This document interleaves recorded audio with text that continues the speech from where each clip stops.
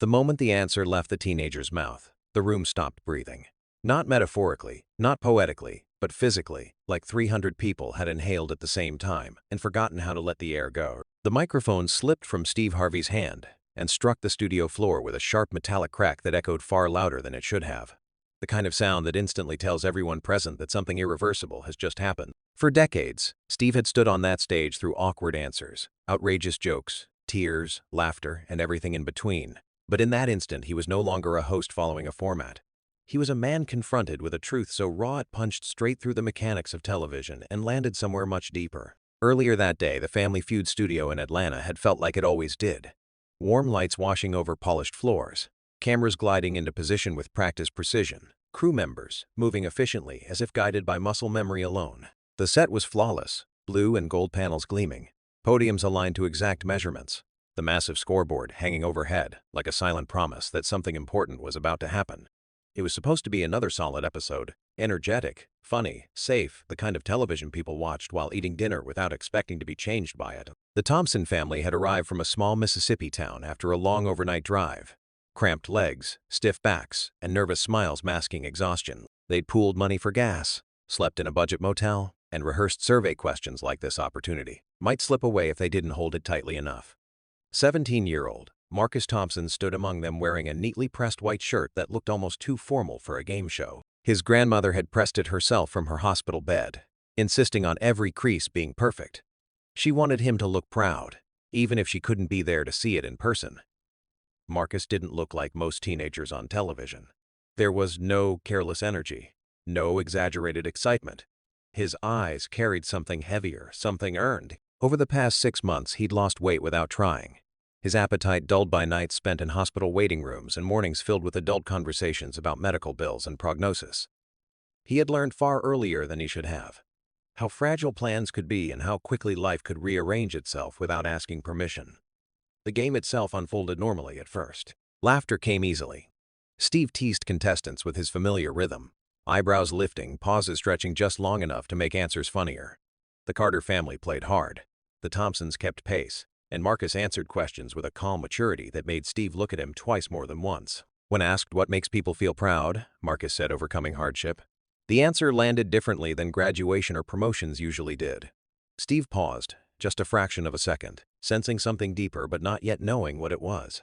As fast money approached, the energy in the room sharpened. This was the moment families dreamed about, the final stretch where a few answers could change everything.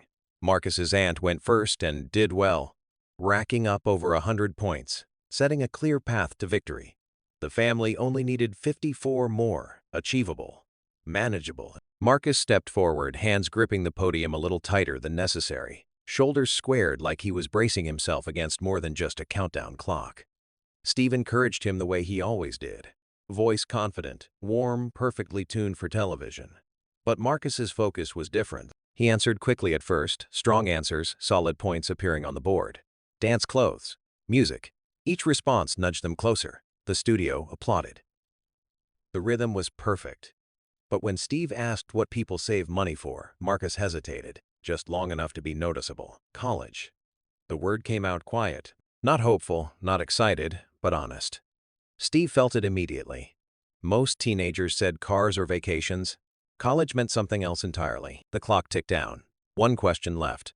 34 points needed. Steve's voice softened without him even realizing it had. He looked at Marcus differently now, not as a contestant, but as a young man carrying something unseen. The question came out slower, heavier. What makes life worth living? It wasn't meant to be philosophical. It was just another survey question. But Marcus didn't hear it that way. Time stretched. Cameras rolled. Lights burned. Marcus lifted his head and met Steve's eyes, really met them. And something passed between them that had nothing to do with television. When Marcus spoke, his voice didn't shake. It didn't rush. Being with the people you love while you still can. The words were simple, devastatingly so. The silence that followed wasn't produced. It wasn't dramatic timing. It was reverence. Steve dropped the microphone because his body reacted before his mind could catch up. He stared at Marcus, the room suddenly irrelevant. That wasn't just a good answer. It was the answer. Marcus kept going, because once the truth cracked open, it refused to be contained. He spoke about his mother dying of cancer 6 months earlier, about his grandmother, the woman who raised him, lying in a hospital bed right now, waiting for a surgery the family couldn't afford. About promises made not for money, but for dreams. About coming on the show not to save a life, but to honor one. The studio transformed. Crew members forgot their headsets. Audience members cried openly. This wasn't content anymore. It was witnessing. Steve stepped forward and wrapped Marcus in an embrace that erased the boundary between host and contestant. No cues, no scripts, no concern for airtime. Just two human beings standing in the truth. Steve stopped the show. Literally. Cameras froze. The clock stopped. He pulled out his personal phone and called the hospital live. His voice steady with a certainty that came from knowing this moment mattered more than ratings ever could. When Marcus's grandmother's voice came through the speaker, fragile but clear, the room shattered and rebuilt itself all at once. Steve promised her something no one expected him to promise. Help. Real help. Not applause. Not sympathy. Action. When the game resumed, the board revealed Marcus's answer as the #1 response. 36 points. Victory, but the money barely mattered anymore. Steve draped his jacket over Marcus's shoulders, a symbol heavier than fabric, and told America what courage looked like when it wasn't loud or flashy, just honest. That episode aired uncut. The response flooded in: donations, letters, messages. Marcus's grandmother received her surgery. Marcus went to college on scholarship. Years later, he would study medicine, carrying that moment with him like a compass. And here's the part that still holds people long after the story ends. The question wasn't what makes life worth living. The real question is, what would you say if you were asked that with everything on the line? Knowing your answer would reveal who you truly are. Because one teenager answered honestly, and an entire room, an entire country, remembered something they'd forgotten. And if you're still listening right now, maybe you're remembering it too.